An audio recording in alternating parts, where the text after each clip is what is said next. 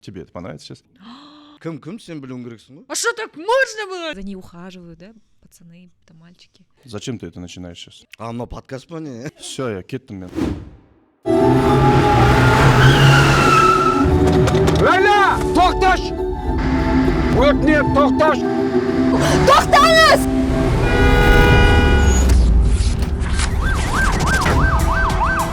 Қосаңдаршы, перікті жапса бермедірші, мен ЛГБТ бесіндер майдалайды.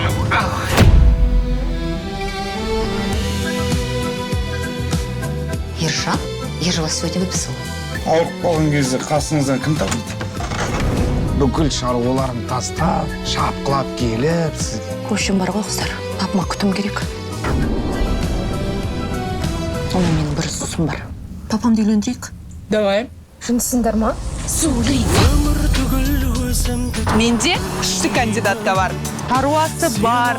Менде как раз папик бар ғой. Кім? Менің папам? Үй бар ма? Коттедж, 2 этажды. Подвалмен қысқанда. Қанша күнге келіндер? Күйеуім қайтыс болар алдында енді ешқашан ешкімге тұрмысқа шықпаймын деп уәде беріп едім. Бірақ бар ғой, қолымды креш жасап артыма ұстап тұрғам. Саналмайтын шығар, Мен де жас балаша алдап. Неге менің өмірім арбаса бересіңдер? Қашан туасың ба, туаласың ба өзі деп. Ел болып та жарытпадым. 18 жастағылар ата-анама үй алып бердім деп жатады. Ал мен сізге не алып бердім? Кредиттің бәрі менің атымда. Айтпайсың мама. Немді айтамын.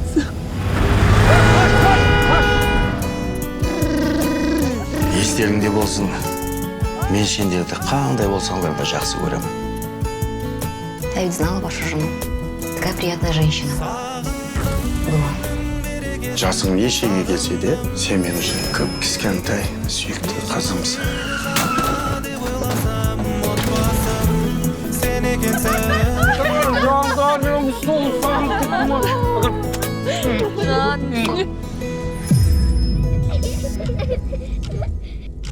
Сәлем баршаңызға, сіздермен бірге Жазира Еркін, және бұл жаңа подкаст. Біз қызым фильмі жайлы толығырақ әңгіме қозғайтын боламыз, және де әке мен қыздың арасында қарым-қатынас туралы әңгіме айтамыз, әзілдейміз.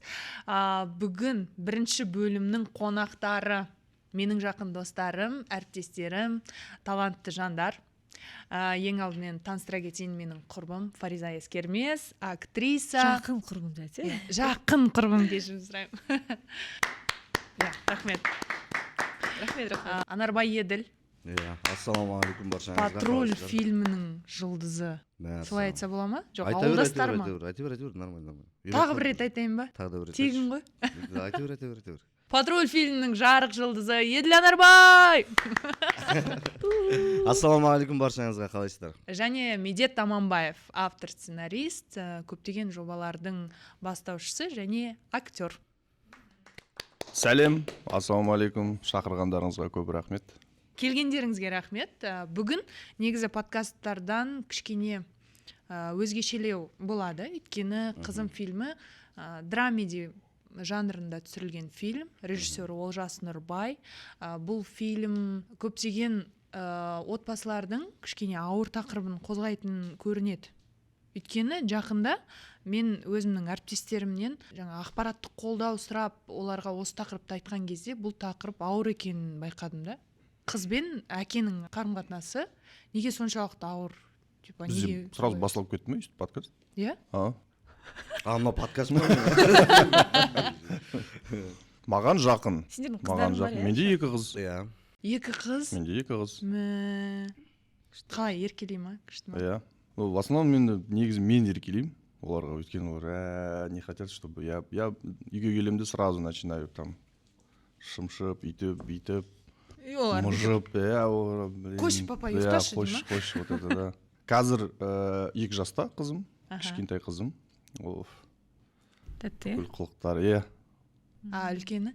Үлкені Америкада оқиды қазір, ол 15-те. Вау. Қош. Медеттің 15 жасар қыз бар ма? Білмедіңдер ма не? Я не знала, честно. Кім сен білуің керексің ғой? Жоқ, мен білем ғой, бірақ 15 жыл өтіп кетті ма не? Мен білетін кезде ол кішкентай қыз болып жүреді. иә 15 жыл өтіп кетті прикинь. Күшті, қалай қидың? Вузер кезінде алып келіп едім ғой бір съемкаға. Америкада оқып жатыр дейсің Иә. сен, сағынатын шығарсың да? Конечно сағынамын. Вот бір 2-3 айда келу керек. Жоқ, 2 айда. 2 айдан кейін келу керек. 15-те и мектепте оқиды, иә, получается? Мектепте оқиды, иә. Күшті қазақша сөйлейді ғой. Қазақша күшті сөйлейді. Наверное, за ней ухаживают, да, пацаны, там мальчики. Типа, тисің. Зачем ты это начинаешь сейчас? Или потому что Жоқ, это енді же ол слабое место. бойжеткен. Все, я кеттім мен. Ладно, давайте. Это будет очень сложно бізге. Почему? Я уже готов к этому. Ну енді қыз ғой ол, қыз. Жоқ, бізде қызбыз ғой, мысалы бойжеткен сәттен бастап біз уже ақырындап Сен просто, Жазира, сен басқа біреудің қызысың ғой просто. Понимаешь? Ер адамға қыз деген ол бөлек. Ол өте ең қымбат жаратылыс шығар деп ойлаймын мен негізі. әке үшін ба? Әке үшін. Менен кейін, иә, Саша. Конечно. Жоқ, енді қыз деген, мысалы, қыздың табиғаты өте басқаша болады екен негізі. Менде ұлым да, Аллаға шүкір, қызым да бар мысалы да. Ұлым үлкені, қызым кішісі. Ұлдың мына өмірге деген сұраныстары өзгешелеу да. Ал қыздың былай өмірге деген сұраныстары мүлдем басқаша. Оны табиғат солай жаратқан, заботливая дейді ғой. Уже сондай да, кішкентай кезінен бастап, мысалы, балаға бәрібір ол қарын тоқ болса жата береді, ол өз қарын тоқ болса болады, жүре береді. Ал қыз сен уайымдап отырады, ухаживать етеді, андай келіп, әке бүйтіп қасыңа келеді да, бүйтіп ойнайды да. Енді қыз бала әкесіне жақын болады ғой. Бүйтіп сақалын ұстайды да, бүйтіп әке сақалыңды алшы деп. Сондай да, мен қызым, жан мысалы. Қаншада қызың? 9-да. Сенің де қызың 9-ға келіп қалды ма? Сендер уже ағашқа оқысыңдар ғой. Жоқ, мен мысалы Еділмен Медетпен 17 жасымнан На самом деле нам же таныспын по да. 50. Мы просто не показываем. Опа. Ой, павода мықты ғой, түр бермейді да екеуі. Мен ойлап жүрмін ғой бұларды. Щегол екен деп. Иә. Мен биыл 40-қа толамын. Биыл жазда Құдай қаласа. Иә. Кстати, білесіздер ма, менің мысалы әкемнің 40-қа толған кезі есімде. Мә, есік алдында палатканы құрып тастаған, ана топырақтың шаңы былай көтерілгенше билеген достарымен. Бірақ менің көзімде олар өте үлкен кісілер болып көрінді да. Бірақ 40-ты қатты тойлаған. Содан кейінгі туған күндер уже ақырын өте бастады да. И өткенде папама сұрақ қойдым да. Қазір жасы 62-де. Пап деймін да, осы уақытқа дейінгі ең қызық өзің есіңде қалған жас аралығы қаншада десем 40 жасымда дейді. 40 жасымда үлкен қызымыз тұрмыс құрды, және барлығы оқу орнына тапсырып, мен кішкене былай жауапкершіліктен босап, былай жаным тынышталды, содан басталды менің өмірім дейді. Прикинь, мен папам сөйдеп айтты. Сен қалай, соған ұқсас па ситуация? Мен білмеймін. Мен үйге мылтық алып қояйын деп жатырмын. Неге? Ана келген балаларға көрсетіп жаңағы. Еще менде мылтық бар деп ше. Американецтер ғой олар. Көреміз енді. Егер де қыздарың шетелдік жігітке күйеуге шықса мысалы. Мен жеке мен тебе это понравится сейчас? Ешқандай қарсылығым жоқ. Понравилось тебе? Конечно. Басқа ұлтқа тұрмысқа шықсақ? Ешқандай менің қарсылығым жоқ. Мен адамды бөлмеймін. Бөлмеймін, өйткені ол адам болу керек қой. Ең бастысы сыйластық дейсің. Адам болу керек, иә, болды. Қалғаны қызықтырмайды. Әрине енді өзіне ұнап жатса, егер өзіне көзқарасы жақсы болып жатса, мен тұрмаймын ғой ол жігітпен. Иә. Мен тұрмаймын ол жігітпен. Ол тұратын. Ой, сен қалай ойлайсың? Мен шынымды айтсам, бұл мәселе жайында мүлдем ойланып көрген емеспін. Ойлашы қазір, ойлашы. Және мен бұған қалай жауап берерімді де білмеймін, өйткені ойланыш, біз 1 сағат как раз перерыв. Маған ойланған жараспайды братан. Еділ, ойлашы, қызыңның күйеуі итальянец. Классно же. Не, білмеймін. Негізі былай ғой, негізі әр ұлт өзінің ұлтына үйленген дұрыс қой, негізі да. Бірақ адам деген, мысалы, жаратылыстың алдында бәріміз бір дейміз. Әрине.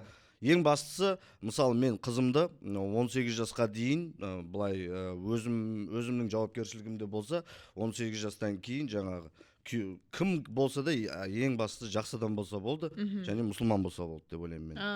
Болды ғой, одан кейін уже менің проблемам емес, уже жаңағы күйеуінің проблемасы ғой енді ары қаратай. Проблема, почему проблема? Ладно, проблема емес. Мен де соны айтып кетейін, мұсылман болса жақсы болар еді.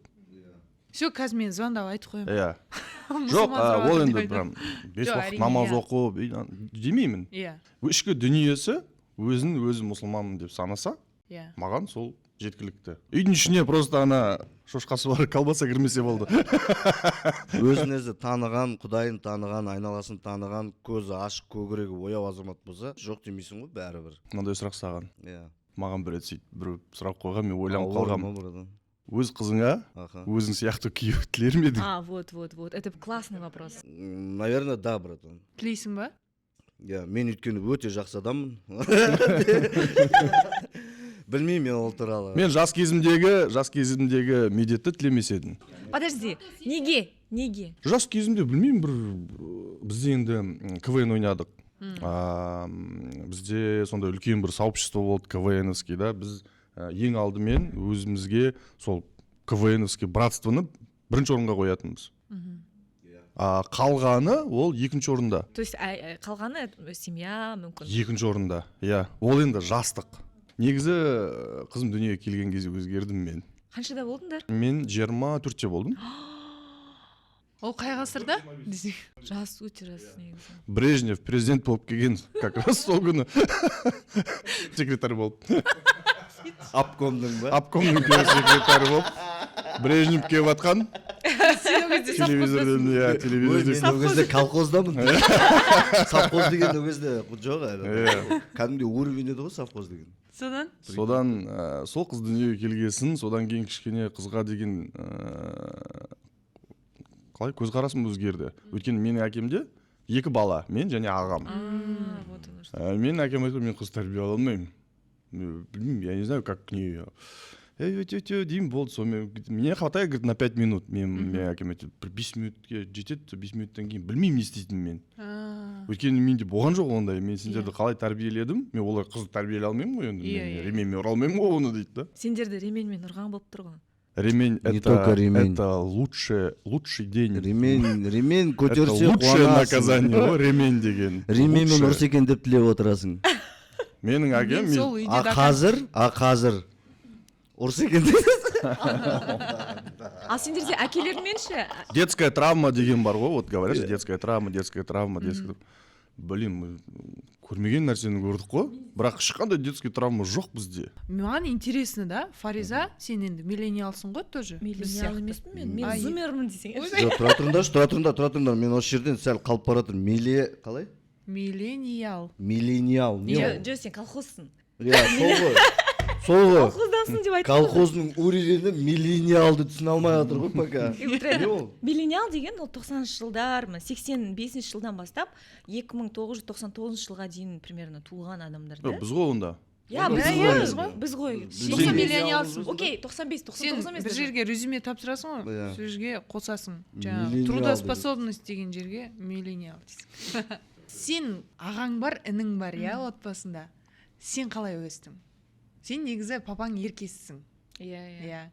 Інім менен 8 жас кішкентай. Мен ерке қыз болып жүрдім 8 жыл бойы. Бірақ бәрібір ұлдың аты ұлды қатты еркелетпейді. Менің ағам, например, ол үйде охранник, менің телохранителім, ол мені қорғап жүру керек, ол үйді қарап тұру керек. Егер де мысалы қонаққа барсақ, ағам өзі жалғыз үйде қалады. Ол кішкентай тоже, арамыз 1,5 жас всего лишь. Бірақ ол как будто бы уже мужик. Үйде қалу керек, үйде қарап отыру керек. Қонаққа мен барам, ойыншықтарды маған әпереді, тәтті мәттіні маған әпереді. Сәл обидно. Прикинь, мен соны қазір ойлаймыншы негізі. Менің ағама чуть-чуть обидно сияқты да, потому мен оны білмеймін ғой, түсінбеймін мен ол кезде кішкентаймын. Қазір қарап отырсам, оказывается, менің ағам ерте есейген жігіт болды. И ол атаман, прям настоящий жігіт, прям, знаешь. Ал мен ерке қыз болып өстім. Маған бәрі болады, мен үйде сондай өте ерке қыз болдым. И солай өстім. Вообще қыз баланы еркелетіп өсіру қаншалықты дұрыс деп ойлайсыздар? Дұрыс қой негізі. Мысалы, еркеліктің де шегі бар. Это неизбежно. да? Мне кажется, это неизбежно. Қыздың бетін қайтара алмайсың ғой. Иә. Әлі күнге дейін мысалы деген мен соңғы теңгеме дейін кіріп кетемін магазинге мысалы ше қызыма. Шын ұлым мен қызым жүгіріп келе жатса, ұлым келіп маған кеттік магазинге десе, мен қалтамда соңғы тиынымды бар екенін біле тұра, мен оған жоқ деп айтамын. Ал қызыңа сен айта алмайсың олай. Ну вот то же самое. То же самое. Мен кішкентаймын, короче, бір жарым жаста. 94-ші жыл, представьте себе, 90-ші жылдары переворот бұл кезі. Мектеп бітіріп жатырмыз, иә. Иә, и апельсин, қанша тұрады? Апельсин қымбат фрукт 90-ші жылдары. Сен алманың өзін алып келсең, егер это прям, конечно. Сендер қайда бай тұрыпсыңдар. И представляешь, я мен вот бір жыл или 2 жыл бойы күнде сұрайтыным апельсин. Мен қатты апельсинді жақсы көріп өстім. И апельсиннен басқа ештеңе жемеймін. Сен действительно бетімен кеткен еркек екенсің.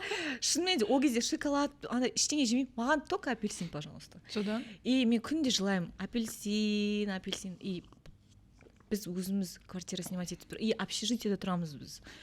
И папам Саған да 18 жасқа дейін айтқан жоқ па бай тұратындарыңды? Әлі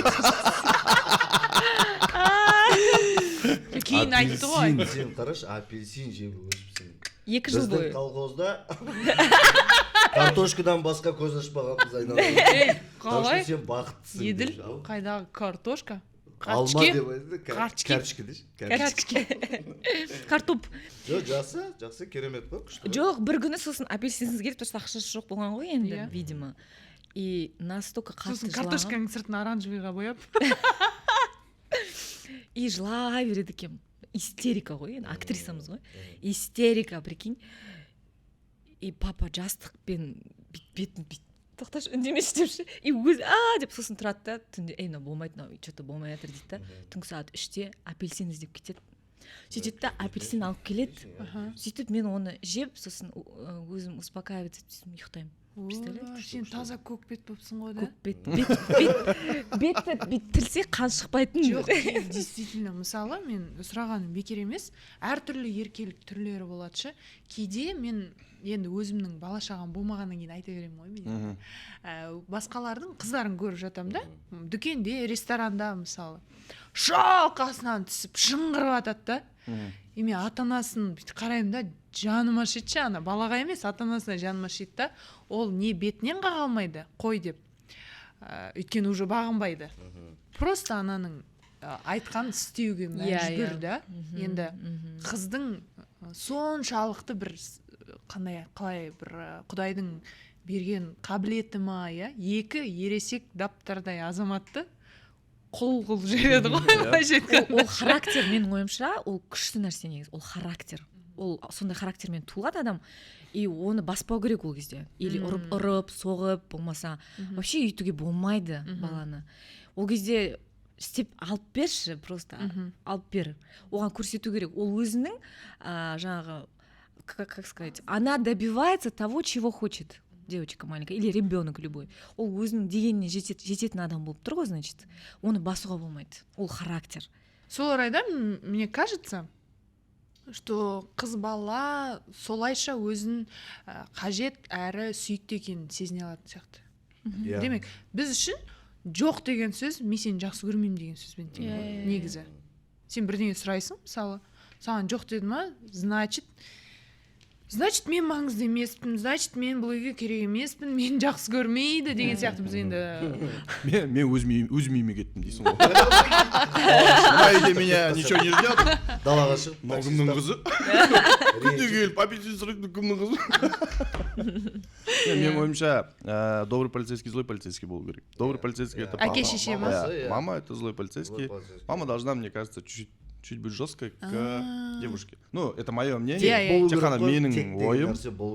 Тек деп отырады ғой біздің тілмен айтқан. Бірақ ол енді ұрып соғып тәрбиелеу деген сөз емес. Ақылмен тәрбиелеу керек. Бірақ мен все равно пападан қорқам. Ну, то есть папа біздің қатал кісі да. И мен папаға да мамаға да сіз деп сөйлейді екенмін. Сендер де сіз дейсіңдер ма? Бізде батыста сіз деген мүлдем жоқ. Жоқ па? Атамызға да. Сен не? Сен бәріне сен дейміз. А мен, представляете, мен мамама да сіз, папама да сіз. И біз кішкентай кезімізде қатты қорқатынбыз вообще пападан. но это уважение, это не такое, что типа он андай типа абьюзер или там ондай емес, әке ол үлкен адам, оның сөзі маңызды. И біз кәдімгі қорқып ана бетіне қараймын, папа қалайсыз, вот так ше, и жүгіріп жүретінбіз, папа келді, у нас кипиш дома. А бізде үйде тоже сондай да, былай тоже пап деп сыйлаймыз да, бірақ сен дейміз. Жоқ, мен сен деп сөйлеймін. Біздің үйде бәрі сен деп сөйлейді, мамаға да, папаға да. Әжеге ғана кейінгі жылдары сіз деп сөйлеп өзіміз шығардық оны үйді. Қазіргі уақытта. Иә, олай ешкім принуждать еткен жоқ ше, маған сіз деп сөйлей бірдеңе деген болған емес. Мен жалпы еркін қызбын ғой. Бізде бәрі үйде сондай еркін сөйлейді. Иә, Жазира еркіннің қызы, еркін ғой өте сондай. Сен деп сөйлей берем папаға, ол ешқашан проблема тудырмаған. Мен жақында бір рилс салдым да, әкеммен сөйлесіп отырған. Сол жерден хейт ұстап қалғаным бар емес па? Қандай? Сен немене әкеңе сен деп отырсың, құрдасың ба дейді. Құрдасым емес, папам ғой менің. Самый близкий адам ғой. Ең жақыным ғой меніңше. Енді әр үйдің өзінің салт дәстүрі бар, иә? Ондайға көңіл бөлмеу керек. Ол сенің әкең ғой, оның әкесі емес. Иә. Ешқандай көңіл, мен ондай ешқандай көңіл бөлмеймін ондай нәрсеге. Бастысы сенің әкеңе мен сіз деп тұрсам болды емес па, какая разница деп ше, өзімнің отношениям ғой ол папаммен. Әрине. Мен наоборот сен дегім келеді, бірақ айта алмаймын, прикинь. Қойшы. Сондай менде. А мен сіз десем кринжовать ететін сияқты. Серьезно? Иә. Бір рет былай сіз деп айтып көрдім да, сразу папа алыстап кеткен сияқты. Пап бергеші дегенсің ғой. Классно. А мен айта алмаймын. Маған даже менің туған інім мен сіңілім сіз дейді. Фариза әпке дейді. Прикинь? Бізде солай. Фариза ханым дегізбегеніңе шүкір.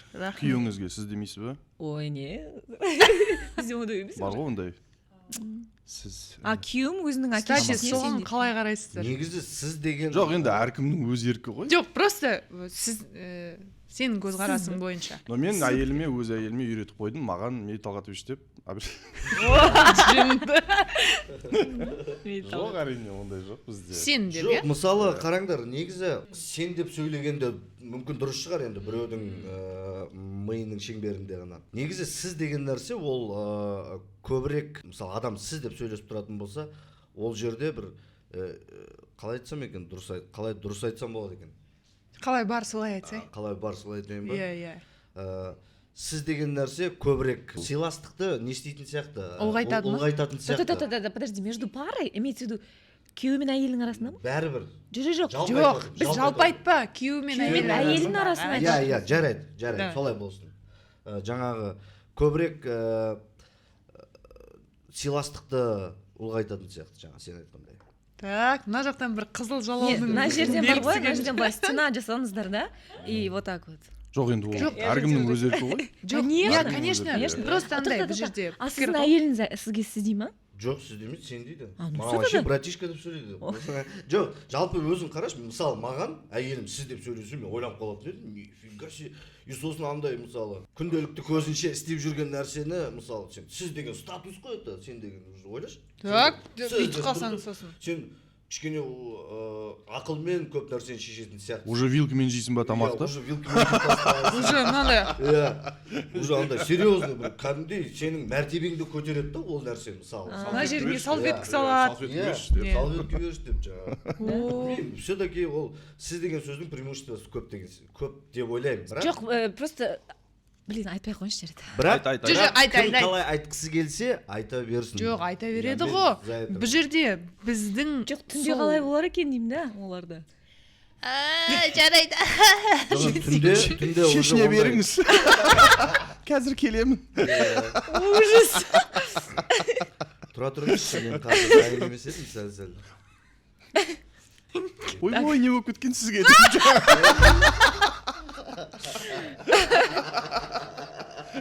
Сіз бүгін аса тартымды болып тұрсыз. Көптен кездеспеген екенбіз деп. Жоқ, сіз деген ол айтып отырмын ғой, тағы да қайталап айтайын. Жақсы, ұстаз. Көбірек, бір статус беретін сияқты адамға. Бізде қазір батыста деп бағана мен айтып жібердім да, бірақ енді қазір олай емес шығар. Бірақ бізде менің нағашыларым Атыраудан, өзім Оралданмын.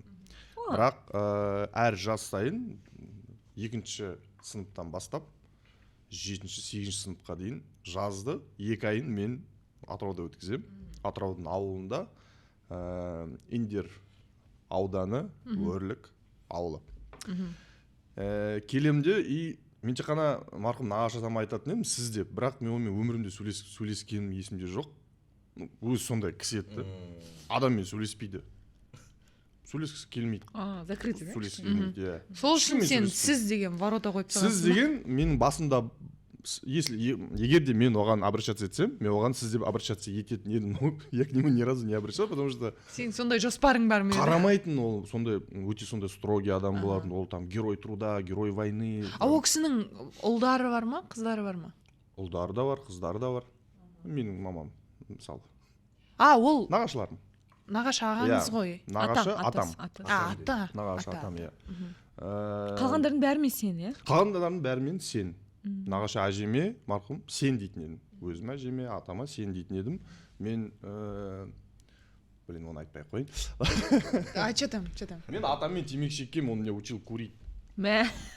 Атаммен я был сіз жақсы шегеді екенсіз. Сильно близкий друг я был. Каждый раз мен келетін кезде. Молча общались. Сен енді сөйлеспеген деп тұрсың ғой. Жоқ, өз атаммен. Әкемнің аты.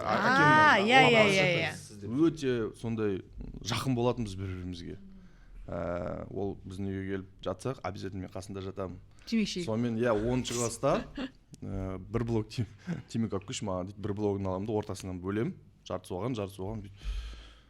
Блоктың жартысын шегесің бе сен сонда? Я говорю, кеттік деп бірге шеге. Өте сондай жақын болғанбыз біз. Бірақ оның да мен үшін мысалы көптеген плюстары болды. Отырып алып әңгіме айтатынбыз. Былай істеу керек. Сен кәдімгідей сонда атаның баласысың ғой, иә? Еркелеп өскен атаның баласы. Атамның және нағашылардың. Нағашыларға кішкене поближе я был. То есть менің әкемнің 4 інісі бар, 5 бала. Оларға жазда барып едім, нағашыларға кетіп қалатын мен. Солай болды енді, білмеймін, апарып тастайтын кім бізден сұрайды. Ешкім сұрамайды бізден, тастап кетеді, болды, екайдан кейін алып кетеді. Сол. Көзін жәудіреп жүреді. Сол кезде де бізде, сол Атырауда маған айтқан болатын сіз демей қой деп. Өйткені бізде бәрі бір-бірімізге сендей береміз, кішкене жақын болу үшін. Иә, жақындатады деген оймен. Солай болды деп ойлаймын өзім. Классно. Сондықтан мен де әкеме кейбірде сіз деп қалсам кішкене бүйтіп қарайды. Не болып қалсаң? Не болып қалды? Бірдеңке бүлдіріп қойдың ба не? Машинасын қарап келеді бар. Біз мысалдардың көбісін туысқандармен келтіріп отырмыз ғой. Иә. Мысалы қара, сен тұрсың, танымайтын бір адам келе жатыр. Жоқ, оған сіз ғой енді. Иә, танымайтын бір адам келе жатыр да, мысалы, бауырым ананы алып берші деп айтады, либо бауырым ассалаумағалейкум кешіресіз, мынаны беріп жібересіз ба десе, сен қайсысы жақсы саған мысалы? Сіз деп тұрған сөз жақсы әрине. Жоқ, сіз деп ол жоқ, жалпылама түрде. Иә, әрине ғой. Енді достар, менің мына жерде қолымда карта бар. Қызым деген карта ойнаймыз бүгін. Мен мына картадан 3 карточкадан таратам сіздерге. Әрқайсысында сұрақтар болады. Сол сұрақтар аясында ары қарай сөйлесейік, иә? Ал кеттік. Негізі кино не туралы? Бұл фильм негізі қызым деген фильм. Иә, сіз енді басты рөлді сомдадыңыз ғой. Иә, мен сізде қапсыз ғой. Сіз деген әңгімеден кейін бәріміз сізде кетсек. Эфир үшін сіз десе алады. Негізі қызым фильмі бұл жалғыз басты әке туралы. 3 қызы бар. 3 қызы бар, жалғыз басты әке. Қазір қоғамда жалғыз басты аналардың көп екенін білеміз. Ол қазір социальный сетьте бүкіл жерде талқыланып жатыр, иә. Бір андай, менде мынандай предчувствие бар да, бір ер адамдар ред флаг болып бара жатқан сияқты. Қоғамдық деңгейде. Жалпы жаңағы тұрмысқа шықпаған қыздар болса да жігіттерді жаңағы бір қасиетіне байланысты, но болады болмайды деп таңдайды. Және де көбінесе болмайды деген нәрсе көп болады ғой енді. Барлығымыздың минустарымыз бар, плюстарымыз да бар. Бірақ жаңағы сөзге ілініп қалып жатыр да ер адамдар. Біреуі жаңағы ажырасады, мысалы, иә, ажырасқаннан кейін алимент төлемейді дейді. Біреуі зорлық-зомбылығы бар. Демек, иә, ол тақырып жалпы өршіп тұрған уақытта меніңше ер адамдардың жалпылама абыройы түспеу керек деп ойлаймын. Әр түрлі жағдайлар бар екен, біз шығармашылық адам ретінде тек өнер арқылы ғана көрсете аламыз ғой. Сол орайда Олжас Нұрбайдың өзінің жүрегінде туған керемет оқиға бар, осындай жалғыз басты әке туралы әңгіме. Оның келіншегі бұрын қайтыс болып кеткен, 15 жыл бұрын. Және қыздары есейіп өсіп кеткен. Сол жайлы әңгіме қозғалады. Ол қыздар еркелеп өскен ба, әлде қарым-қатынастары қандай екенін сол фильмде көретін боласыздар, құрметті достар. Қызым фильмі 29 қаңтардан бастап Қазақстанның барлық кинотеатрларына шығады.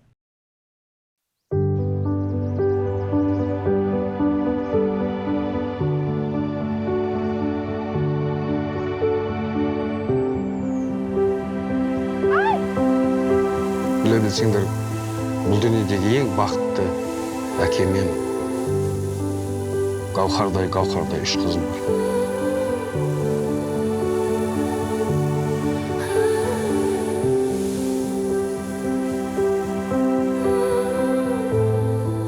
Естеріңде болсын, мен сендерді қандай болсаңдар да жақсы көремін.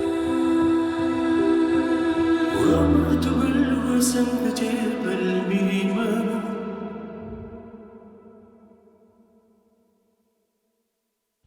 Ал олай болса, біздің сөзіңізді кішкене жалғастырып кетсем, да. Бағана айтып жатсыз енді кейбіреулер алимент төлемейді, өйтпейді, бүйтпейді. Ол енді оған себептер көп қой енді. Мүмкін, ер адамның қолынан келмей жатыр, тағысын тағы басқа себептер көп. Оның әр ситуацияның оның себебін білмей тұрып, оны ана кісі жаман, мына кісі мынандай, ана кісі мынандай деп айту қате шығар мүмкін.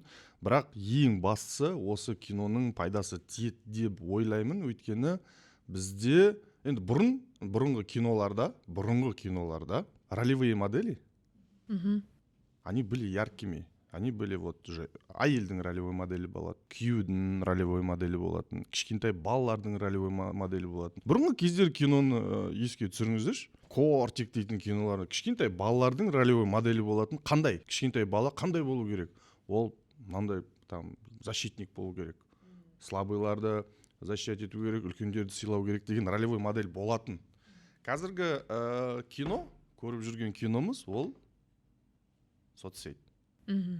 Ояқта ролевой модель жоқ. Даже бізде де біз өзімізді ролевой модель деп айта алмаймыз, өйткені кейбірде юмор саламыз, кейбірде андай нәрсе саламыз, мынандай нәрсе саламыз. Әрине біз енді өзіміз болғасын боқтамаймыз, нетпейміз, жаман нәрсені көрсеткіміз келмейді. Әрине, бірақ енді соцсеттен біраз нәрсе көреміз ғой. Біраз нәрсе көреміз. К чему это? К тому, что нету нормальной ролевой модели. Осы фильмде ролевой модель бар. Вот. Я поэтому говорю, что осы киноны міндетті түрде көру керек, өйткені мына жерде әкенің ролевой модели бар шығар. То есть 3 қызы өсті, өзі өсірді. Олар келді, жағдайды көрді, және сол жағдайға қатысты өздерінің іс-әрекеттерін, мен сценарийді білем, өз іс-әрекеттерін жасайды. Соның өзінде араларында кішкене айтылмай қалған нәрселер көп екен, кинода. Соның бәрі айтылады кинода, бірақ мына жерде Әбекеге ешқандай күмән жоқ, мықталып шықты деп ойлаймын. Ол бірінші драмалық рөлі Әбекенің. Әкенің ролевой модели болады деген сенімдемін. Өйткені ешкімді жақтап отқан жоқпын. Бірақ әкенің басында негізі көп қой, ауыртпашылық. Негізі көп. Осы тұрғыда менде мынандай ғой. Мен өзім көп балалы отбасыдан шыққанмын. Менде әкем, анам бар, Аллаға шүкір. Әкем болса да деген әңгіме бар да. Мысалы, менің ортам көп қой. Қасымда құрдастардың кейбіреуінің әкелері қандай да бір себептермен қастарында емес. Біреуінікі жас кезінде ажырасып кеткен, біреулер өмірден ерте қайтқан деген сияқты. Менің де өзімнің бөлім бар да негізі. Менің жиналыстарыма бармаған, менің конкурстарымда көрермен болмаған, менен жаңағы ойыншық сатып алуға бірге бармады деген сияқты жаңа наразылықтарым бар енді. Ол сол заманның проблемалары ғой. Ал маған құрбыларым мысалы мынандай проблемасын айтады да. Мен вообще оны көрмегем дейді. Одан кейін вообще ештеңе айта алмай қаласың. Бірақ осы соңғы уақыттары құрдастарыммен осы фильмнің аясында көп пікір таласамыз да. Сол кезде қыздар айтады, не болса да осы жағдай ең дұрыс екен ғой дейді. Өйткені біреу көрмеген, біреу көрген бірақ араласпайды. біреудің әкесі бар, отбасы бар, тіл табыса алмайды. Әртүрлі да ситуация. Және қыздар мен осы әкенің арасында жаңа айтып өттің ғой, медет иерархия бар ғой, жаңа ролевой модельге қатысты айтқым келіп тұр да. Иерархия өзгеріп кететін сияқты. Жоқ, мына есейе келе қыздың наразылығы көп болған сайын әкесіне, оның иерархиялық рөлі өзгеріп кететін сияқты. Ол бір нәрселерін, бір қалауларын әке-шешесінен ала алмағандықтан, енді әкесінен требовать етеді ғой. Ала алмағандықтан, кейін өскеннен кейін ол өзін жоғары сатыда санайтын сияқты. Мен қалай өмір сүру керек екенін білем. Так, жиналыңдар, мен қазір сендерге үйретем. Ақшаны былай табу керек, баламен былай сөйлесу керек, сендер маған былай сөйлесіңдер, бүйтіңдер, қазір мен сені киіндірем, шетелге апарам, көлігіңді әперем деген сияқты ше. Соған көзқарастарыңыз қалай? Иерархияның өзгеріп кетуі бойынша. Менің ойымша, иерархия вообще өзгермеу керек. Но енді ол өзгеріп кетсе, оны кез келген уақытта түзеуге болады. Лично менде қалай болды, иә? Менде де папама типа обида болды да, бұрында. Ол жаңағындай мелочь обидалар ғой. Апельсин. Апельсин. Апельсин, иә, типа неге мандарин ғой. Нет, серьезно, мен неге уақыт көбірек өткізген жоқ, неге үйге келген кезде сразу күнделік тексеретін. То есть строгость все равно, күнделік тексеріп, неге бүгін 4 алдың деген сияқты, отчитывать етіп, да, например. А я хотела просто там покапризничать, может быть. Сондай кездерді есіме аламын да, блин, неге папа маған бүйткен жоқ, неге папа сөйткен жоқ. Ол осыдан где-то бір 6-7 жыл бұрын да, даже ұзақ уақытқа дейін сондай ішімде бір обида болды. А еще бізде папа очень андай добрый адам, да? Негізі добрый, бірақ қатал ма? Щедрый адам, басқаларға. Бүкіл ағайын туысқа щедрый. Анаған бірдеңке әперу, мынаған машина әперу. Ондайға енді слишком щедрый. Бірақ өзінің балаларына келген кезде, сендер сами справитесь. Сөйтіп айтатын да. Сендерге өздерің жетесіңдер. Мен сенем сендерге. Соған обида болады менде. И потом сол уақытта как раз мен қатты өзімше ренжіп жүр. Оны бірақ әкеңе айта алмайсың, мен саған ренжулімін деп ше. Духың жетпейді ғой. Духың жетпейді, иә. Өзің үндемей жүресің да, кәдімгі үндемей жүресің. Иә, сосын сөйтіп жүрген кезде, вот шын айтамын, мен 2 рет аварияға түстім. Ол қалай қатысты бір-біріне? Вот, мен вообще психологияға қатты жатып алған адаммын ғой. Мен аварияға түсем, сотрясениемен 2 рет. Одан кейін вообще вот финансы вообще жүрмейді, прикинь. Жолың ашылмайды. Жолым ашылмайды вообще. Вообще вот просто вот түспейді ақша, жүрмейді. И мен қатты кризис қиналам мен өмірімде. Сөйтем да, одан сайын ондай кезде жынданасың, одан сайын өзіңе намайсың, одан сайын как будто елдің бәрі кінәлі, сен кінәлі емес. Сондай позиция жертвада боласың да. Сөйтіп жүріп мен бір күні шын мәнінде ойландым. Блин, саған бәрін берді ғой, әкең, шешең. Ата-анам мені на самом деле жоқ, оларды да үйреткен жоқ ешкім әке-шеше болуға. Олар ешқандай курс оқыған жоқ. Олар вообще ауылдан келген бір қасықпен, мысалы Алматыға. Олар өз күшімен оқуға түскен. Олар көрмегенді көрді 90-шы жылдары, мысалы. Продукты жоқ кезді көрді олар, талонмен магазинге барып, мысалы. Ал мен тоқтықты көрдім, и мен какой-то бір мелочке неге ренжимін деген андай бір мудрость келді да басыма. Мә деп, не істеп отырсың, Фариза, қумаш деп ше. И мен еңіреп жылаймын, короче. Мамаға жылаймын, звондап. Мен өзім жылаймын үйде. Сөйтіп бір 2-3 апта жылап жатам үйде. Проработка болды. Иә, проработка прям. Сөйтіп мен Құдайдан кешірім сұраймын, Құдай, мен кешірші. Мен қатты әкеме ренжулі болыппын, и ол күнә мен үшін. Ол дұрыс емес. Өйткені ол маған барын берді, шауып жүрді. Неге ол үйде болған жоқ деп мен сұрадым. Өйткені ол ақша тауып жүрді. Мысалы, осы бала мен қызым андай, жақсы киім киіп жүрсінші дегендей. Сонымен мен кешірім сұрап, прикиньте, жолым ашылды. Вот шын айтам. И мен сол кезде түсіндім, что психология жағынан зря айтпайды. Егер де сен әкеңмен қарым-қатынасың жақсы болса, сен шын мәнінде жолың ашылады. Финансовый жағынан, материальный жағынан. Ол рас. егер де сенің әкеңмен қарым қатынасың онша емес болып сен одан сайын оны қарғап сілеп мысалы одан сайын обидаң көбейе берсе сенің жолың жабыла береді ал шешең ал егер де сенің анаңмен қарым қатынасың дұрыс болмаса сенің личный өмірің быт болады. Сен ол қиын на самом деле. Сен күйеу табуға болмаса, сен әйеліңмен отношениең дұрыс болмаса, измена көп болады. Неше түрлі нәрсе болады. Өйткені сен анаңды қабылдамайсың, сен анаңа ренжулісің. Сондықтан әсіресе қыздарға ол өте керек, маңызды нәрсе. И мен шын мәнінде сонымен жұмыс жасадым 1 жылдай. Анаммен де, әкеммен де, ағаммен де, ініммен, и туысқандармен, бәрімен. Шын мәнінде. И жолым былай да былай ашылды. Финансы жағынан да, личный өмір жағынан да сол жылдары мен как раз өзімнің күйеуімді кездестірдім. Карантин уақытында. И вот сондай маңызды момент болды. Өз әке-шешеме мен полезный болсын деген ғой. Рахмет айтып кетейін. Әкеммен де сөйлесетінмін мен. Анаммен де сөйлесетінмін. Әрине, анаммен енді сөйлесетін темалар бөлек, әкеммен сөйлесетін темалар бөлек, бірақ көп рахмет сіздерге. Не знаю, не могу вспомнить вообще ни одну травму. Наверное, это... Ну, сейчас, когда вот кішкентай бала бар ғой, осы айдың ішінде 2 рет ауырды да. Чуть с ума не сошел я. Сенің кішкентай балаң, иә? Ну, 2 жаста. Чуть с ума не сошел, я Жене говорю, әйеліме айтам да. Блин, говорю, представь себе, говорю, мы в 90-е болели, я говорю, представь себе их. Я, блин, ренжуді вообще қоюымыз керек дейді, өйткені ол кезде қазір енді бәрі оңай ғой. Телефонмен звондадым, кого-то вызвал, что-то поставил, лекарства бәрі есть, ол кезде ни лекарств нету, ни денег нету, ничего нету, ни аптек, конечно.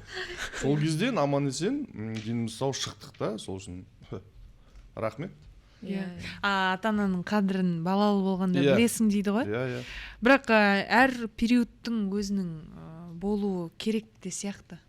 Ана реніш арқылы кейбіреулер мысалы үлкен жетістікке жетіп жатады.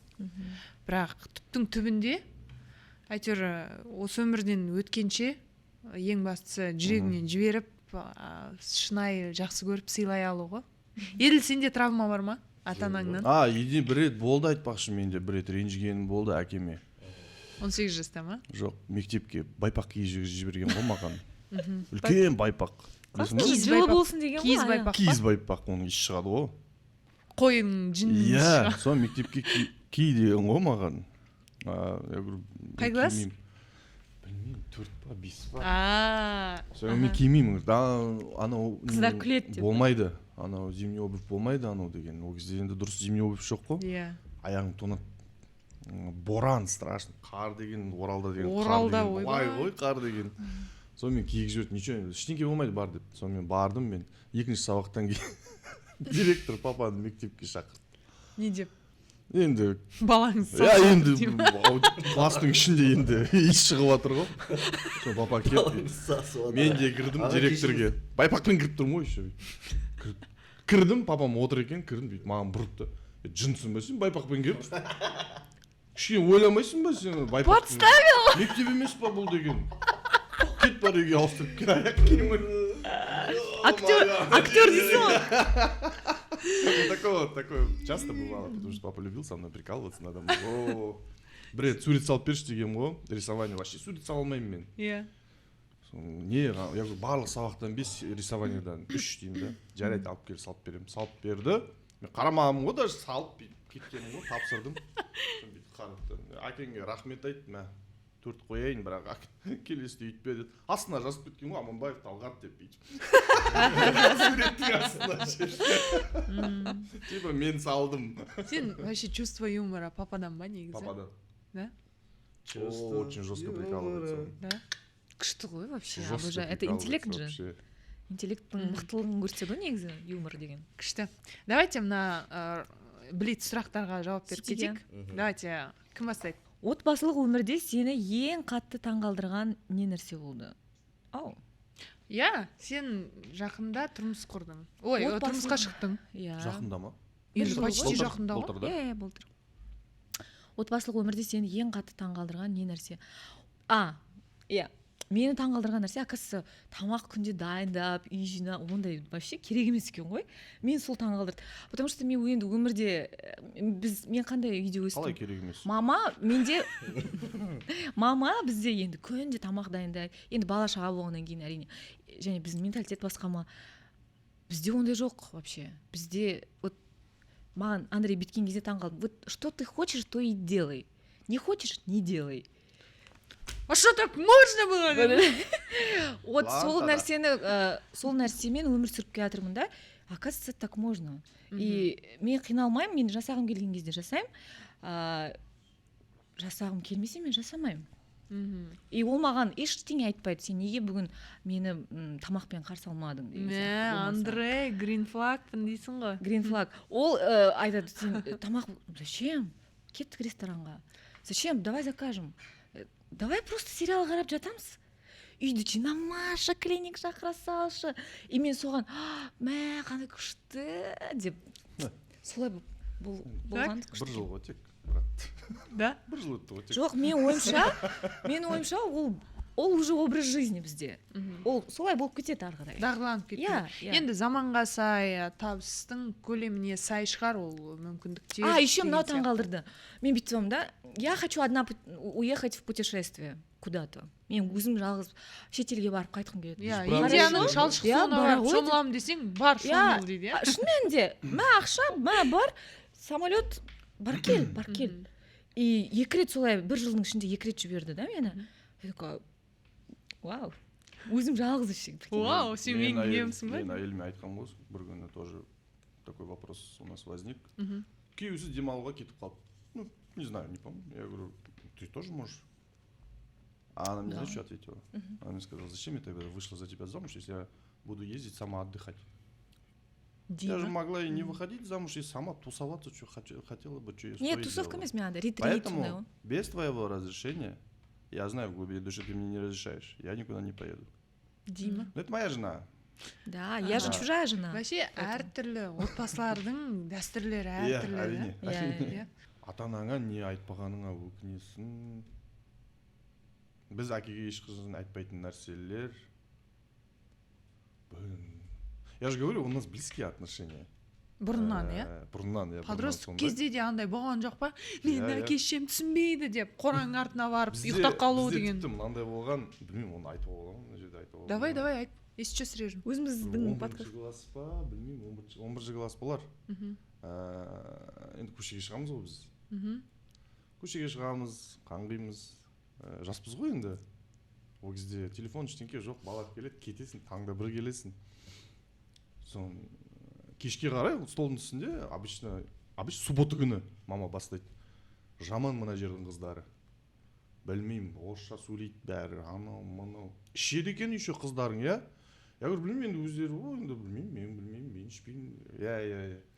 Анау деп сөйледі де кетіп қалып. И что-то екеуі бір-бірімен бақан шықты да. Киініп жатырмын, уже аяқ киім киіп жатырмын, қарап тұрды да. Қашан келесің? Түнде келем, таңда келем. Абайда мына жерден сен енді лицейде оқисың ғой, мен сені лицейге түсірдім ғой. Я говорю, я қалада оқимын, интернатта жатамын еще. Я говорю, я. Дұрыстап абайлап жүр, я, аха. Так, курткың қайда? Я говорю, ан тұр. Курткыңды алып та қалтасына бірдеңке салды да бүйтіп. Бере салды. Я не знаю, может вы вырежете потом. Я почему қалтамды ашсам ішінде презервативы. Нормально ғой, это нормально. Я такой, ё-моё, как это вообще? Бізде енді ол туралы әңгіме болмаған. Әзірге дегенде жоқ. Сол есімде қалып кетті сол презервативті. Дұрыс істеген. Құртпай алып келдік қой. Алып келіп, орын керек емес еді ғой маған деп. Ол да бүйтіп лақтырып тастады. Сол есімде қалған, бір-бірімізден алып жүрміз. Ол да қарамайды, мен де қарамаймын. Сол есімде қалған. Бірақ енді айтпаған нәрсе, білмеймін, мен айта берем. Олар да маған айта береді, мен де айта берем. Менің кемшіліктерім болса, олар айтады, ашық. дұрыс уайымдаған ғой енді басқа мысалы. Сенің балаларыңа сен қандай жыныстық даму туралы тәрбие бересің? Мысалы, сен де солай істейсің ба болашақта? Жоқ, мен өзім характерім ондайға келмейді, мен әкем сияқтымын. Мамасы арқылы мүмкін. Өйткені менде қыздар ғой енді, қыздар мен әкесі. Жоқ, егер деймін да, болашақта ер бала болса. Білмеймін, солай. Ол болған кезде ғана. Қалтасына салып жіберетін шығармын. Ну, поведением сондай болатын шығар мен, өйткені мен білмеймін қалай. Ол туралы сөйлесе алмайтын шығармын мен. Қазір айтады ғой енді ашық сөйлесу керек, айту керек деп. Дұрыс деп санаймын негізі. Білу керек.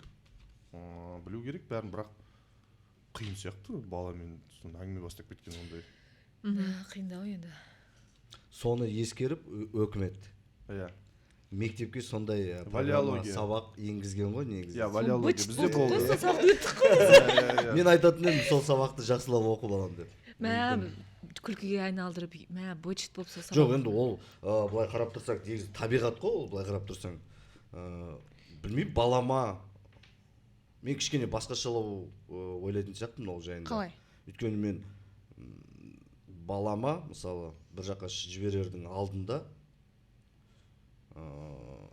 біздің отбасымызда жаңа спокойно айтып отырсың ғой, братан, презерватив деп айтып отырсың ғой.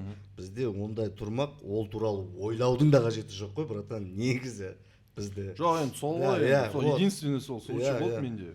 Так что білмеймін мен. Ол жайында сөйлеспейтіндей едім даже. Мен ойлаймын, мысалы, ол былай жүре бере келе, ол жүре, мысалы, ортасына байланысты, ол ақымақ емес қой, мысалы, ол жайында ойламай жүре бермейді ғой, пока мен айтпайынша, дұрыс па? Ол по-любому ондай нәрсемен қоғамнан біліп алады. Қазір деген заманның дамыған заманы, мысалы, интернет бар, бәрі бар. Қазір барлығы бар. Барлығы бар. Бұрын болмайтын. Қазір барлығы бар. Но айтатын едім, абайлап жүр деп айтатын едім. Негізі абайлап жүрдің астында мынандай әңгіме жатыр ғой негізі, Мен ойлаймын, ата-ана балаға ең жақын бағдар бере алатын құқықты адам ретінде ондай тонкий тақырыптарды өзі жеткізген дұрыс сияқты. Блин, қиын. Ата-ана ма? Негізі. Енді мен айтып отырмын ғой, мен бала-шағам болмағаннан кейін айта беремін ғой. Біз енді андай немен өскенбіз ғой, бізде телевизорде біреу сүйісіп жатса. Ыңғайсыздан қаласың. Барсайшы деп қуып жібереді. Біз өзіміз түркес көзіңді жап деп. Бүйтіп көріп отырасың да, мысалы. Сүйісу сахнасы басталса, шай ішеміз ба? Бірдеңе деп ана, еще примерно білесің ғой ананың біткен уақытысынша, біткен кезде. Арғарай сүйісіп көретін еді ғой. Келесі сұрақты оқып жүрейін. Менің карточкамдағы сұрақ. Отбасыңда ортаншы болып өсу қалай болды? Біз 5 балалы отбасыдан шыққан. Мен 5 балалы отбасыдан шыққан қызбын. Мен 4-шімін. Енді ортаншы дегенге жататын шығармын. Кенжесің ғой сен тоже. Кенжемін ғой, бір 11 жыл кенже болдым. 11 жыл мен деген білген тістедім ғой, короче. Андай депші, ырбиып, еркелеп, қонаққа баратын мен. Ас болсын. Болады, кстати, жеуге болады. И мынандай чувство болды менде, шынымды айтсам. Бізде 4 қыз ғой. Бір ұл, 4 қыз. Қыздармен өсу, ол деген бір-біріңді тәрбиелеп аласың деген сөз ғой. Вообще көп балалы отбасы деген. Жоқ, бір-біріңді тәрбиелейсің ғой. Андай мамаға жетпей-ақ вопростар шешіліп кетіп жатады ғой. Классно же. Түсінесің ба? Бірақ о жақта своя дедовщина тоже по-своему не ғой енді. Үлкен әпкем бар, мысалы, ол примерно рулить етеді. Бірақ ол, мысалы, тұрмысқа шығайын деп атқан периодта ол кішкене рульді келесі әпкеме береді. А ол мен екеуміз почти енді неміз ғой, 7 жаста арамыз. Ит пен мысықпыз ғой екеуміз. Енді таласу, сникерс сенікі дәурек боп қалды, менікі кішірек боп қалды, мен киімді неге киесің деген қырғын төбелес, короче. Бірақ мамаға жететіні менің жылап келгенім ғой, чисто. Неге тиісесіңдер, осы қыз сендердің арттарынан еріп жүрген, неге тиісесің? Сен специалист манипулятор қоясың ғой. Мен оны кішкентай кезімде түсініп алғанмын ғой. бірақ кішкене есімді жиғаннан кейін уже ана ұятың жібермей тұрады ғой, не деп барам деп ше, немене деп жылайсың мысалы, білесің өзің кінәлі екенін ше, сондай да. И бір уақыттар менде мынандай ой болды, әке шешемнің маған уақыты жоқ сияқты көрінді. Кейін есейген уақытта мен оны әрине түсіндім, ересек адам ретінде өзім үшін. Мен ойлаймын, 5 балаға сенің махаббатың, уақытың, ақшаң өте көп кету керек қой. Сен басқа түк істемейсің, 5 балашаға қарауың керек қой, егер оларды идеально тәрбиелегің келсе. Бірақ көп балалы отбасылар бір-бірін тәрбиелеп өсіп кетеді. Бір сәттері мен ойладым, мен походу керек емеспін оларға деп ше. Мен бұларға керек емес сияқтымын деп. Бірақ былай қарасаң, өзің ойлашы. Мен сізді внимательно тыңдап отырмын. Шейін ба Не деймін. болып жатыр мына жерде, не болып жатыр. Альхамдулиллах деп бастап шейін ба деген. Қалай ол бір-бірімен жанасып жатыр. Мысалы мынандай да, бірінші баланы тәрбиелейді, о деп жаңағы күшті киімді кигізеді. Екінші балаға уже жаймен, я болады деп ше. Үшінші бала жарайды, ана екеуінен бірдеңесі қалса соған берерміз деп. А төртінші балаға уже ата-ана шаршап қалатын сияқты. Бірдеңесі болады деп ше. Ол бар ма, блин деп ше, ана один домада. Мен ойымша ата-ана барлық баласын жақсы көреді, бөлмейтін сияқты, қайбір ата-ана болсын да. Жоқ, енді бөлмейді ғой, мен өзім сезімдерім ғой ол. Деп ойладым ғой енді сен.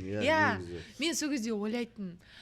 Сонда мен вообще не важно ма менің мнением деген сияқты ше. Былай қарап тұрсаң, не важно емес, сені просто списоктен былай дұрыстап реттеп саған киім жеткізіп, саған уақыт бөлу етіп. Жаман қиын ғой. Мысалы сенде қанша бала? Екі бала, е? Иә, әзірше. Әзірше 2 бала. Енді солардың өзіне внимание керек қой. Олар садикке апару керек, алып кету керек. Одан бөлек әйелге внимание керек қой. Сол үшін әйел алдым ғой мен. Өйтіп айтуға алмайды. Жоқ, бізде үйде четко распределено все. То есть жауапкершіліктер тамақ пісіру туралы айтып кетейін. Өзім постоянно бастап кетемін. По долгу службы дейміз ғой, енді жұмыс барысымен үйге тамақ ішіп келеміз ғой. Тамақ ішіп келеміз. Бірақ үйде тамақ дайын тұру керек. Но кейбірде болады, басында енді бірінші жылдары, өміріміздің бірінші жылдары тойып тамақ ішіп келсем де, үйден келіп тамақ ішіп бірақ жатасың ба? Тамағынан отказ бере алмайсың. Басында сөйтетін едім, все, я накрыла деп, анан үй түнде жатасың ауырып. Потому что не мог отказать ей, как будто ренжитін сияқты да, типа, сейчас просто в городе покушай, пожалуйста, десе ладно. Шаша, былай, ребенок не спит. В городе покушай, пожалуйста, десе ладно. Я говорю, все, ладно. Қазір чуть полегче. Но тамақ болу керек үйде. Ол дайын тұру керек әрдайым. Прикольно. Сізге жаңа айтып атқаным ғой енді тигізіп. Давайте тағы бір сұрақтан. Қалжың ол енді біздің үйде деп жатыр. Это ваши правила. 100%. Наши правила другие деп қайттан қоймаймын. Тиісіп. Мен енді ортақ бір сұрақ қойғым келіп тұр. Сол бастапқының ақшасына қанша мектеп салуға болатын еді. Мысалы әлі қырылып ба? Қалжың. Әр үйдің салты басқа, иттер қарағасқа дей ма? Біреудің өмірінде араласпаңыздар. Мен сияқты деші? Жоқ, жалпы деймін да. Мен араласып отқан жоқпын ғой. Фариза, сені әкең қалай еркелетеді? Фасконтай дейді мені. Фасконтай? Фасконтай дейді. Күшті. Фасконтай? Пшен дейді. Пшен? Пшенай. Пшен ескермес қонақта. Мама в основном пшен дейді, бірақ папа Фасконтай дейді. Қай жақтың тумасысың негізі? Мен Алматыда, папам Тараздан, мама Уральсктан. Екеуі екі жақтан негізі. Сөйтіп екеуі студент болып Алматыға. Мамаң Оралдікі ма? Уральсктан, иә. Папаңызға повезло ма? Прям 100%. терпениесі мықты екен енді. Папамның ба? Негізі мама өте андай жайлы кісі. Ең старший деп айттым, папамның кейінгі інісі қонаққа шақырады, бәріміз жиналамыз сол жерде. Все, қонақтық, все. Шашлык, анау мынау бәрін суып шығып жатырық, машинаға отырайын деп бәрі бүйтіп круг болып жиналып тұр. Мен аяқ киім киіп жатырмын. Лаура қасымда тұр. Дядькам айтады, ал Маржан, молодец келген, молодец келіп тұр. Маржан дей ма? Иә, ну условно басқа, вообще басқа. Аха. Маржан молодец келіп тұр. Маржан молодец екен. Туда-сюда бірдеңке. Маржан, ой, раз 5 сказал. Аяқ киім киіп үлгере алмай жатырмын мына жерде. Соны бәрі үндемей тұр. Соны мен аяқ киім киіп болдым да, өтіп тұрдым да, көрі, ол келмейді. Не келмейді? Өйткені ол маржан емес. Ту, қалай айтады? Я говорю, Лаура, мына киімдер көп қой, я же путаю вас. Соны сөйтіп. До сих пор, по-моему, не запомнил ее имя. Да? Да, потому что я же ее называю Бровка. И әкешім тоже Бровка дейді, оны атымен аталмайды уже. Бровка деген не деген мағына ол? Бровь. Бровка. Жоқ, қандай қайдан шыққан деген. Бұрын қана бір брови болған оның, мына жер болмады. Вообще бровьтар болмаған. Сондай қызды мен алып алғам дейді. Рахмет айтсын деп жаңа. Қазір маған тигелі бері. Біздің бірінші свиданиеміз кинотеатрда болған. Кезде таныстық, сол бірінші свидания бардық, кинотеатрға бардық. План побега деген киноға бардық. Сильвестр Сталлоне ол жерде. Так. И она сказала, капец у него брови деп. Кетті ма? И тогда я сказал самый первый комплимент. Она говорит, самый первый в жизни комплимент. Я говорю, у тебя лучше, дедом, да, брови? Сильвестр Да, лучше, Сталлоне. чем у Сильвестра Сталлоне. Сенің еркелете алмайтын күйеу. Да. Жоқ, мен мысалы бровка дегенді постоянно естимін да, медеттен.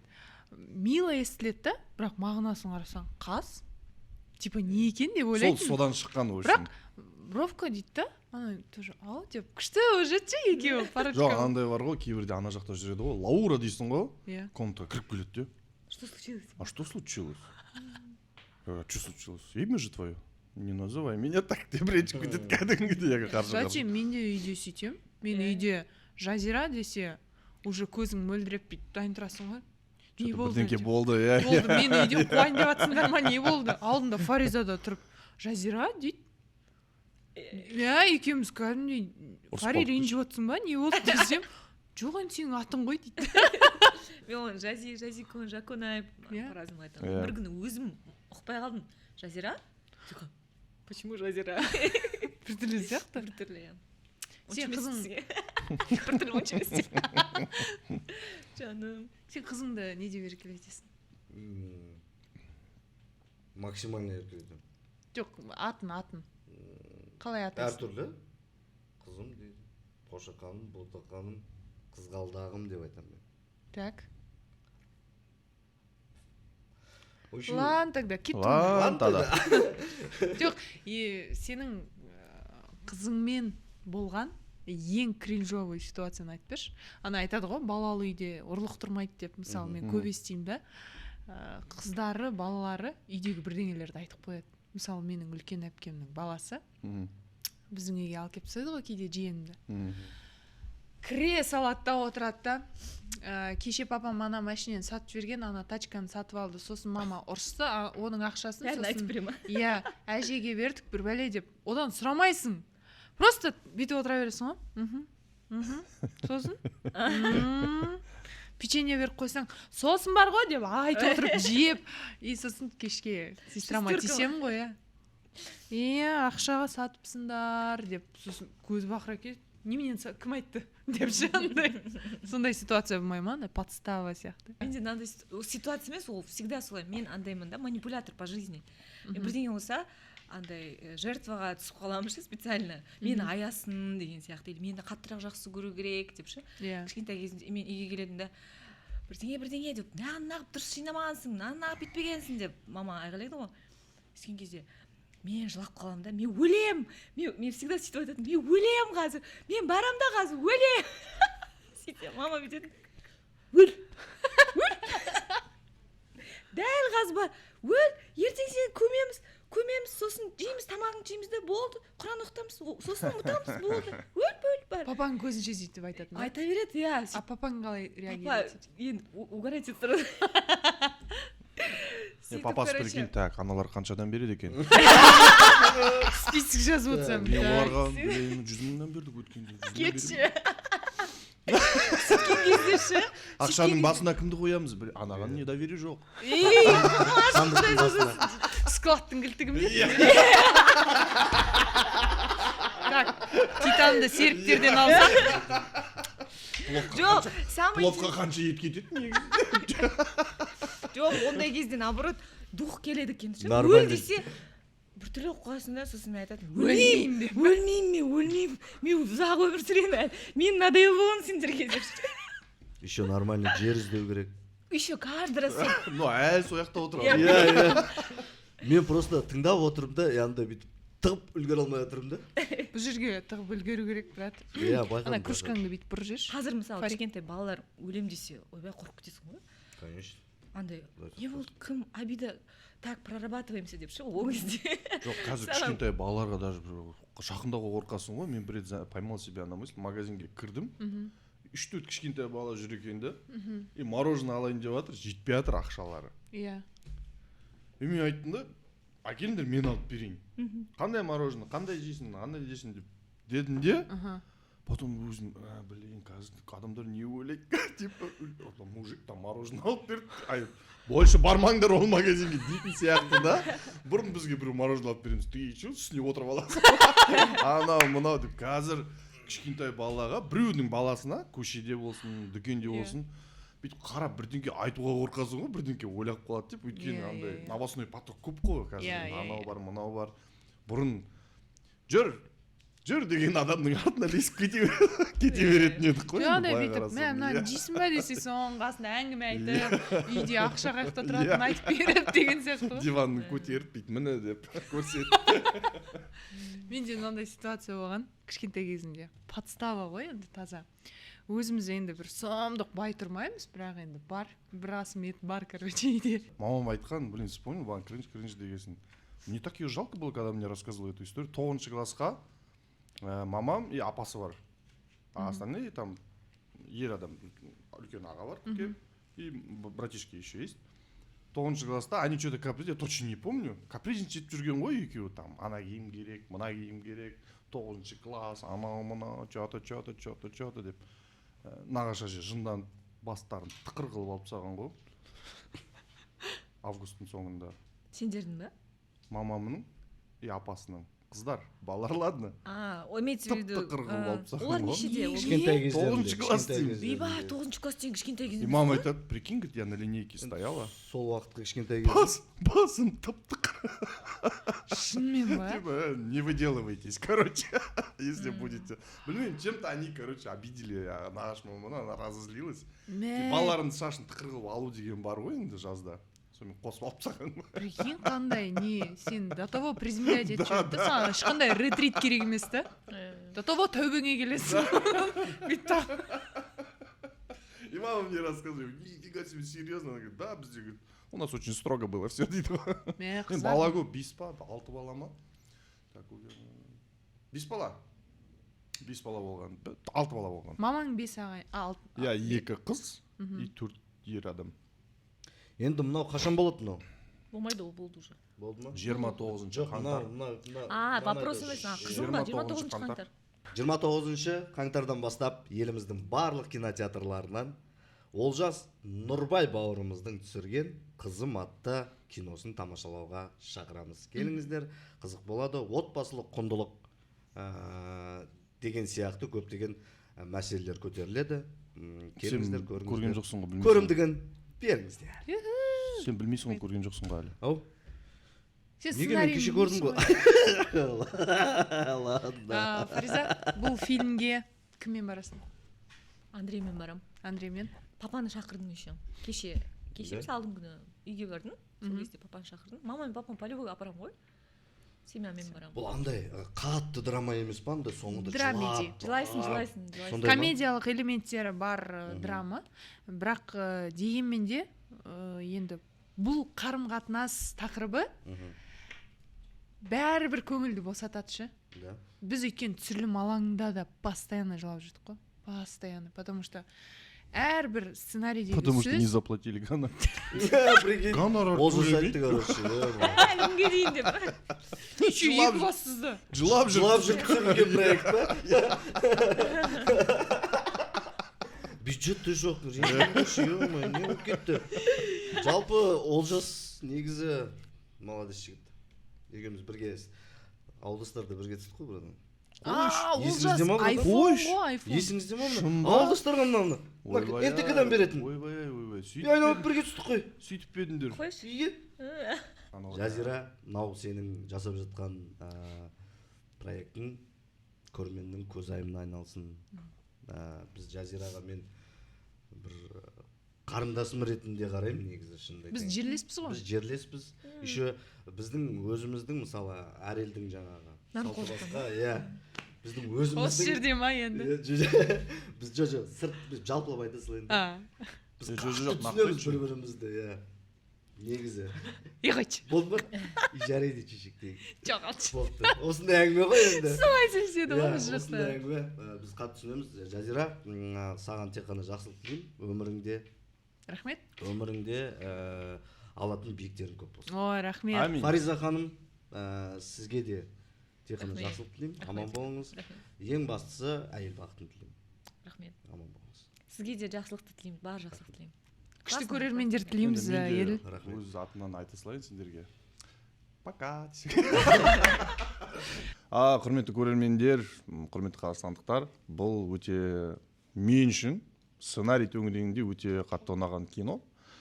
Олжас Нұрбайды өздеріңіз білесіздер, қалай түсіретінін білесіздер, бірақ мына кино кішкене ерекше, сондықтан міндетті түрде барып, көріп, өз бағаларыңызды беріңіздер.